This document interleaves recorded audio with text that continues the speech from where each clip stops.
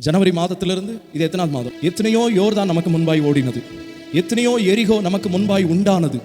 இது எல்லாவற்றையும் தாண்டி வந்தது நம்ம பலத்தினால் அல்ல, நம்ம ஞானத்தினால் அல்ல, நம்ம திறமையினால் அல்ல, நாம் வாங்கி குவித்த பட்டங்களினால் அல்ல.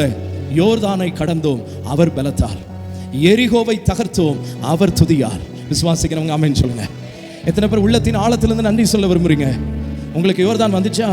எத்தனையோ யோர்தான், கடன் என்கிற யோர்தான், பிரச்சனைகள் என்கிற யோர்தான், நிம்மதி இன்மை என்கிற யோர்தான். நாட் ஓன்லி தட், எத்தனையோ எரிகோக்கள் நமக்கு முன்பாய் நின்றது. நம்ம போற பாதை தெளிவா தெரிஞ்சு, இனி அந்த டெஸ்டினேஷன் அதுதான் நான் ரீச் பண்ண வேண்டிய இடம் என்று சொல்லி வேகமாய் நடந்த போது திடீரென்று முளைத்த எரிகோக்கள் பல வந்தது.